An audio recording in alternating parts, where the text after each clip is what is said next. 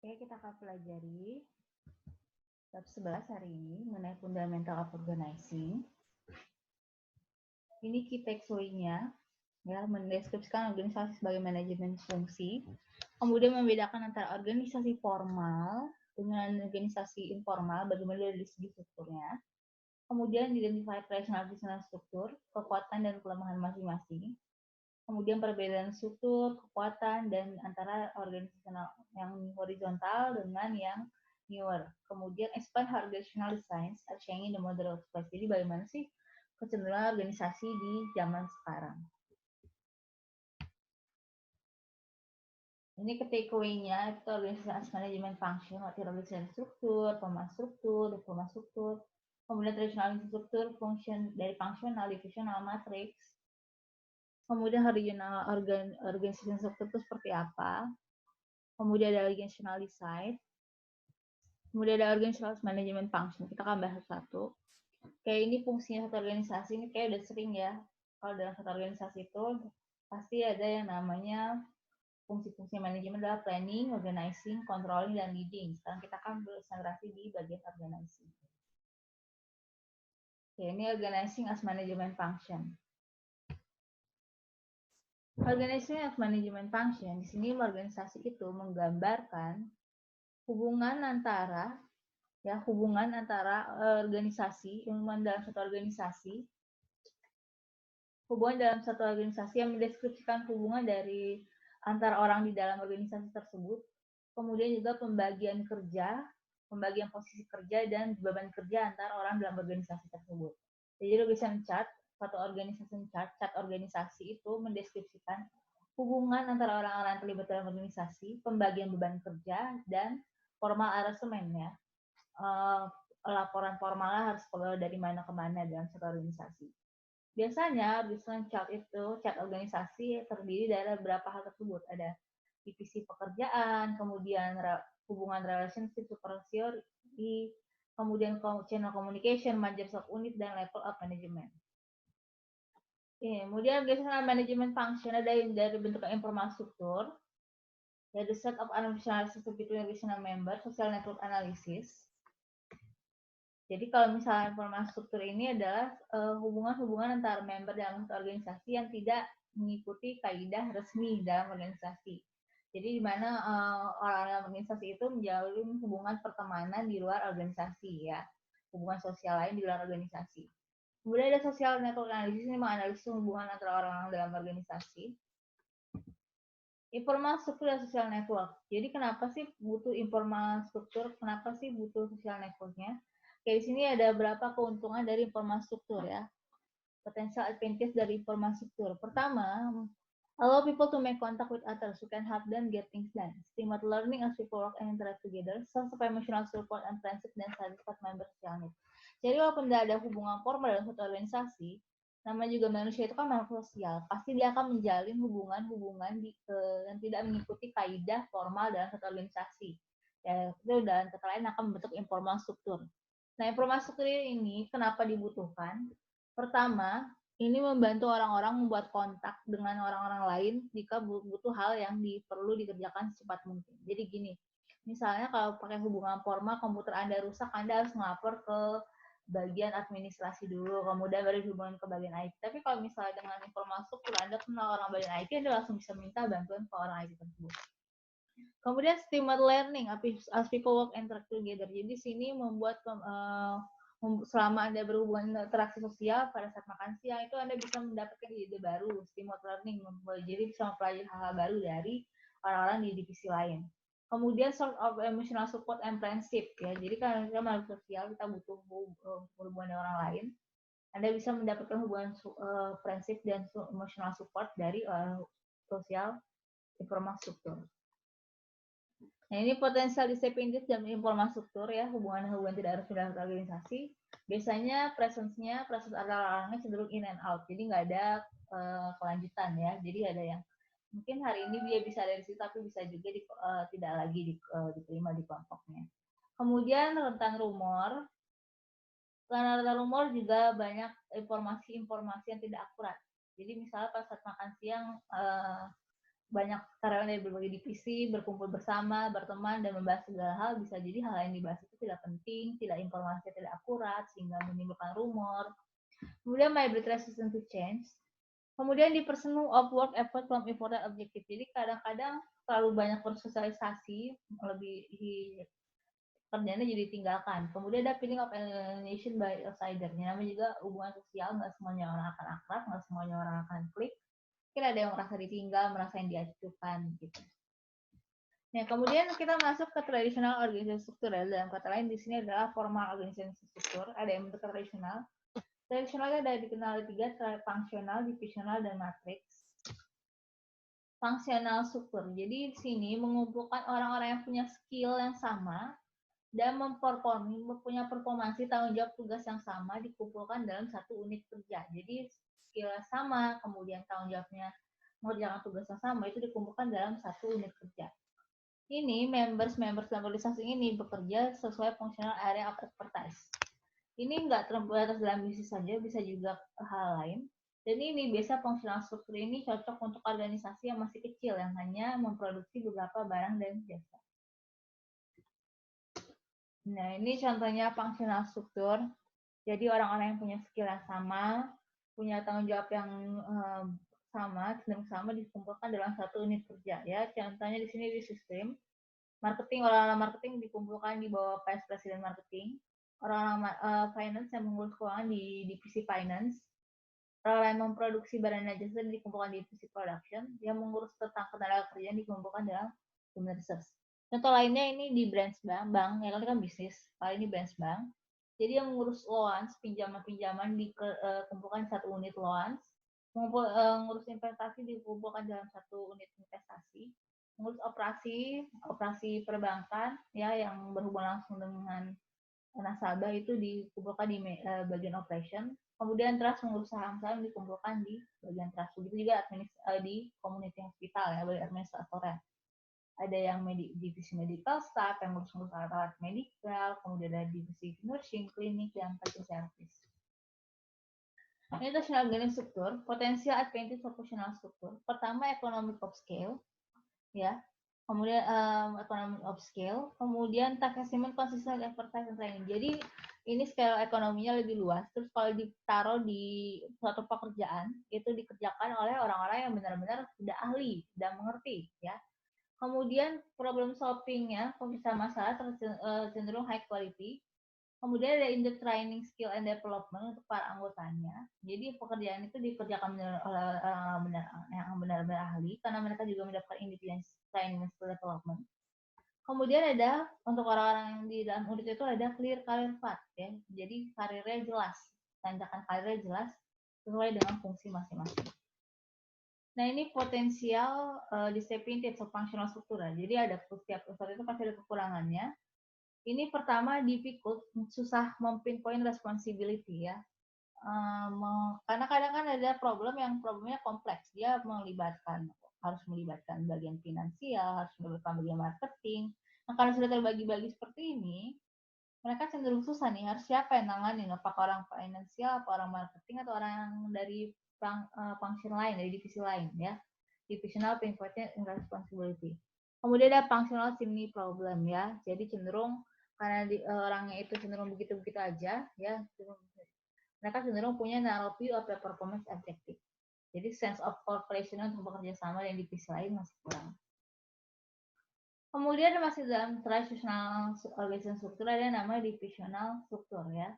Ini mempekerjakan 2 orang atau lebih ya, on the same product process, sub-singular customer, and allocated in area serving organization. Jadi di sini ini unit-unitnya itu dibagi berdasarkan produknya, kemudian berdasarkan orang-orang yang mau service customer yang sama, atau berdasarkan lokasi atau wilayah yang sama. Jadi bukan berdasarkan kemampuan, tapi berdasarkan apa yang dia kerjakan. Ya, dikelompokkan berdasarkan apa yang dia kerjakan, siapa yang dia layani, kemudian lokasinya dari brand. Nah, ini biasanya di profesional struktur biasanya dilakukan oleh organisasi yang lebih kompleks.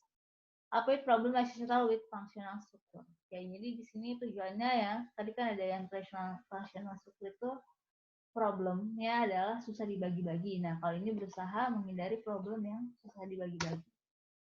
Oke, contohnya di sini misalnya dilihat dari produknya, fokusnya good or service produk, ada divisi yang khusus mengurusi produksi sayur mayur, ada yang divisi yang mengurusi drug and toilet. Lalu dari lokasi, ada divisi yang khusus mengurusi bagian Asia, ada yang khusus mengurusi bagian Eropa.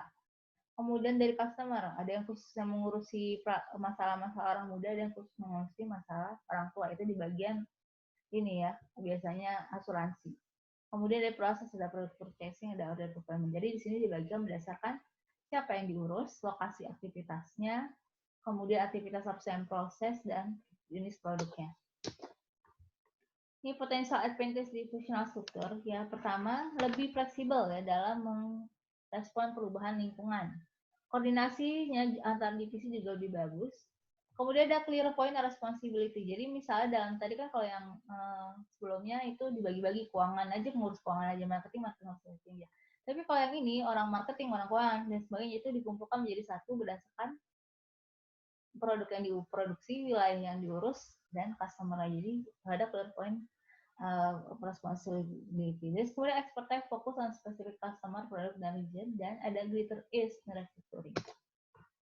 Nah, ini ada potensial disiplin ya, kelemahan-kelemahan dari menggunakan divisional struktur. Pertama adalah kompetisinya cenderung tinggi antar divisi, sehingga kalau mereka harus berkoordinasi itu agak susah antar divisi, bukan dalam divisi. Kemudian duplication resource and effort across division ya, jadi saling meniru, kemudian ada duplikasi, jadi ada kecenderungan satu pekerjaan itu bisa dikerjakan oleh dua divisi atau lebih. Jadi resource-nya berulang-ulang. Jadi membuang-buang resource sebenarnya. Emphasis on divisional goals, activate organization goals ya. Kemudian ini ada matrix struktur. Matrix struktur ini mengkombinasikan antara fungsional dan divisional struktur ya, to gain advantage on minimize deficit of each. Biasa digunakan, jadi ini menggabungkan fungsional divisional struktur untuk meningkatkan advantage-nya dan mengurangi disadvantage dari masing-masing bentuk organisasi itu. Biasanya itu banyak digunakan di bagian manufacturing, kemudian industri service, professional field, non-profit sector, dan multinational corporate. Nah, contohnya seperti ini. Ya.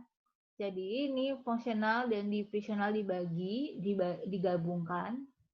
Jadi manufacturing satu orang itu bisa bertanggung jawab untuk product manager, bisa juga bertanggung jawab untuk manufacturing manager.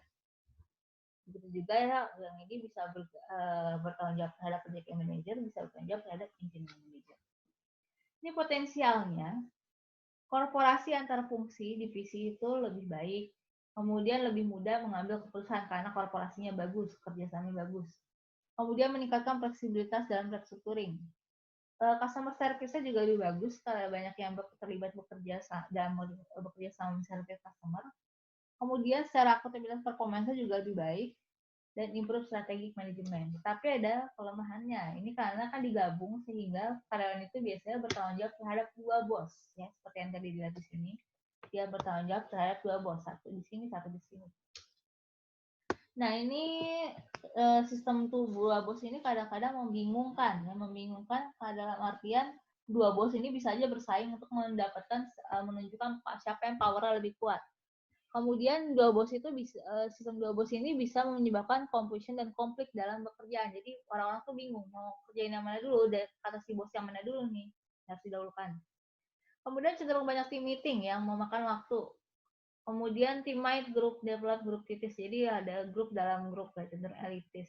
Kemudian increase cost do adding team leadership structure, jadi karena banyak orang yang terlibat, struktur lebih kompleks sehingga memakan biaya yang lebih besar. Nah, ini kemudian ada horizontal design struktur, itu team struktur. Extensively use permanent temporary team to solve problem, complete special project, and accomplish day-to-day. Jadi tim struktur ini mengambil dari tim-tim yang permanen, dibentuk lagi tim baru yang temporary untuk menyelesaikan permasalahan yang sedang berlangsung dalam jangka waktu tertentu saja dan tugasnya harus dilakukan day to day. Jadi dari yang misalnya dari divisi-divisi yang ada diambil beberapa orang yang ahli digabung jadi satu untuk mengerjakan suatu project atau menyelesaikan suatu problem dalam jangka waktu tertentu yang telah dibatasi ya. Often use cross-functional team composed members from different functional department. Project team are combined for specific tasks or project and spending was completed. Jadi sekalinya proyeknya tercapai, sekali program berhasil diselesaikan, tim struktur biasa akan dibubarkan, dikembalikan ke divisi masing-masing.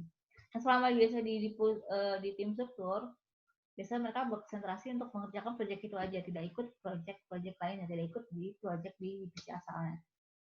Ya, contohnya ini dari plan manager, dari material manager, sales manager, engineering manager, commercial manager, dia akan punya beberapa staff. Nah, beberapa staff ini diambil tinggal untuk membentuk new product development team, yaitu tim struktur masih mungkin. Ini potensial of tim struktur, ya, mengeliminasi batasan antara operasional dari antar departemen, kemudian meningkatkan moral, ada system involvement identification, jadi karena dibuat tim khusus, jadi mereka lebih mudah terlibat, lebih mudah teridentifikasi, kemudian cenderung meningkatkan intensitas untuk bekerja, kemudian meningkatkan kualitas dan speed of decision making.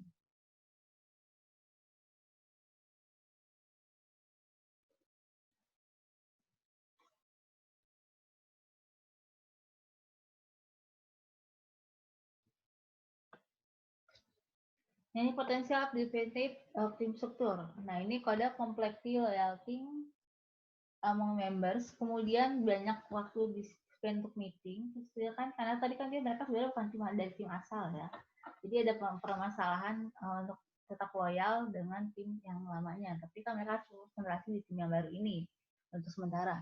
Kemudian effective use of time, driven quality dan interpersonal relationship. Jadi penggunaan waktu secara efektif itu tergantung dari dinamika hubungan interpersonal dengan orang yang terlibat dalam tim struktur. Kemudian ada network struktur. Network struktur ini menggunakan teknologi informasi untuk menghubungkan pihak perusahaan dengan pihak lain, ya, contohnya outsider supplier dan service contractor. Only core component use strategic alliance or to provide other components. Jadi network struktur ini saya menggunakan informasi teknologi untuk berhubungan dengan pihak luar. Biasanya organisasi atau perusahaan itu cuma menjalankan core components aja, aktivitas core components saja. Sementara untuk hal-hal lain itu diserahkan terhadap pihak luar atau pihak aliansi. Contohnya misalnya bank cuma mengoperasikan kegiatan mencari nasabah, kemudian kegiatan funding dan kegiatan peminjaman. Tapi misalnya untuk bagian itunya, bagian servisnya, bagian security-nya itu dipinjam tenaga kerja dari tempat lain. Itu contohnya adalah network struktur. Penerapan network struktur. Jadi dia cuma mengerjakan core komponen. Sebenarnya pekerjaan-pekerjaan tidak terlalu penting kayak OB, bukan terlalu penting, tidak terlalu berhubungan langsung dengan core komponen perusahaan seperti OB, security, itu dipinjam dari perusahaan lain, dari outsourcing. Nah, ini network super web dasar data bisnis ya.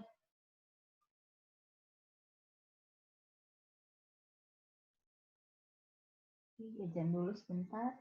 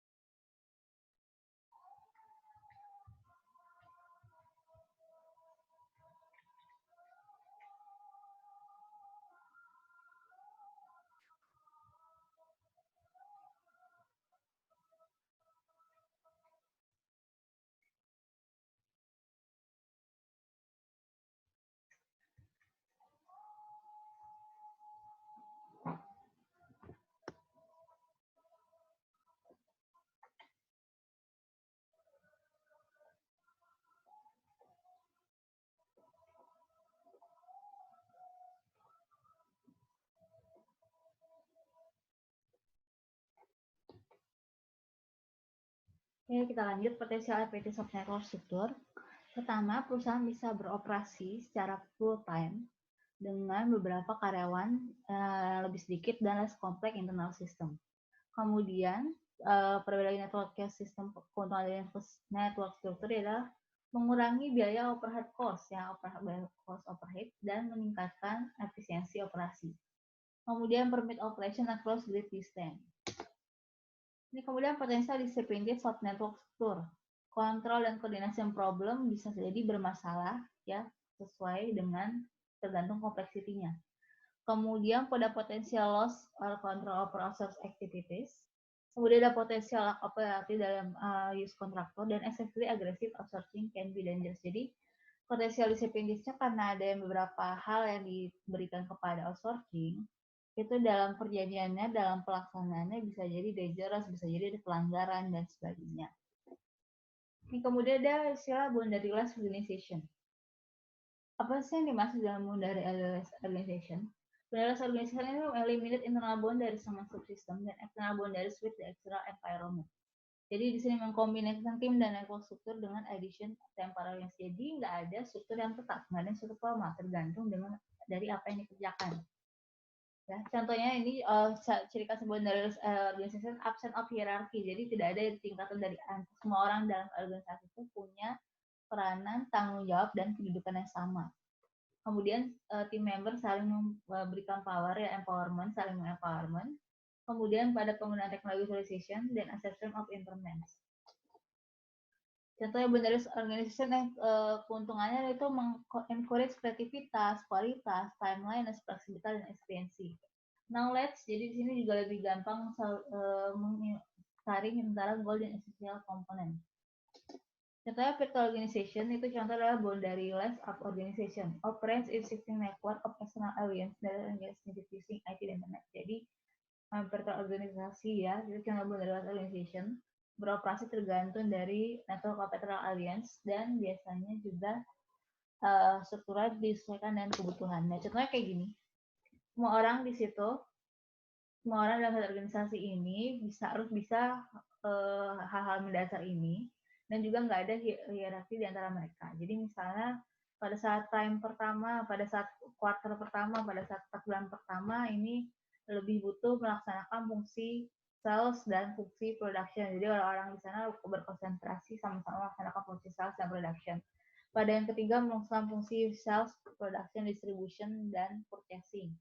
Pada quarter kedua melakukan purchasing dan production. Jadi di sini nggak ada kedudukan ya, jadi nggak ada kedudukan, terus nggak ada kejelasan fungsinya, cuma disesuaikan dengan kebutuhan yang ada pada saat waktu yang dibutuhkan. Kemudian ada organizational ya, organizational design itu apa sih? Proses mengkreasi, membuat struktur atau organisasi untuk memudahkan mencapai visi misi dan tujuan dari organisasi. Nah ini dalam melakukan organizational design itu harus mempertimbangkan problem-problem yang harus diselesaikan dan juga kontingensi perspektif. Dalam organizational design ada yang namanya birokrasi ya. Birokrasi ini organisasi desain yang jelas, legitimate, ada struktur organisasi yang dari atas ke bawah yang lengkap, yang jelas, yang clear. Nah ini birokratik design biasanya ada clear cut division of labor, jadi ada pembagian kerja, pembagian organisasi, pembagian hierarki, pembagian hierarki yang terkesan jelas. Kemudian ada formal rules dan prosedur, ya ini yang kaku ya, berdasarkan ada peraturan yang perlu dan promosinya berdasarkan kompetensi. Contingency perspective probability application when is a good choice for organization when is it when alternative available. Jadi apakah birokrasi itu ada pilihan bagus dalam organisasi? Ketika tidak, adakah alternatif lain? Nah ini biasanya tergantung dari desain perusahaannya, tergantung dari apa yang mau dicapai oleh perusahaan ya. Apakah si birokrasi itu sesuai? Mungkin kalau untuk perusahaan-perusahaan kayak dari perusahaan BUMN itu cenderung sesuai dengan birokrasi, tapi mungkin kalau perusahaan-perusahaan startup nggak cocok dengan menerapkan birokrasi. Ya. Nah ini saya ada mechanical design atau birokrat dan birokratik, ada juga alternatifnya adalah organic design.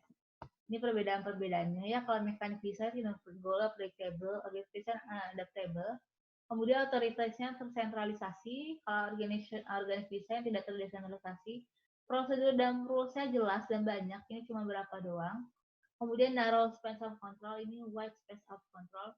Teksnya terspesialisasi, jadi ada yang ngerjakan ini, si ini ngerjain yang ini aja, sini ngerjain ini. Kalau ini cenderung kerjanya dibagi-bagi, misalnya marketing dibagi-bagi sama orang, sama orang dalam bisnis tersebut. Kalau ini ada yang divisi buat marketing, ada divisi buat SDM dan sebagainya. Few teams and task forces, ini many teams dan task force. Formal informational means of coordination, ini informal dan personal means of coordination. Ya, ini bisa dilihat lagi perbedaan-perbedaannya ya. Tadi ini cuma pengulangan dari ini aja, bisa dibaca sendiri.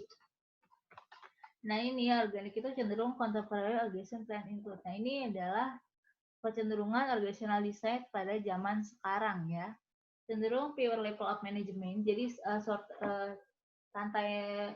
rantai komandonya tidak setinggi zaman dahulu, cenderung diperpendek. Kemudian ada unity of command, jadi pure level of management cuma manajemen atas menengah ke bawah yang dasar aja, nggak sampai yang dari ada atas 1, ada eselon 2, eselon 3 dan sebagainya, tidak seperti itu. Kemudian wider span of control ya, jadi lebih luas jangkauan kontrol dari masing-masing manajernya.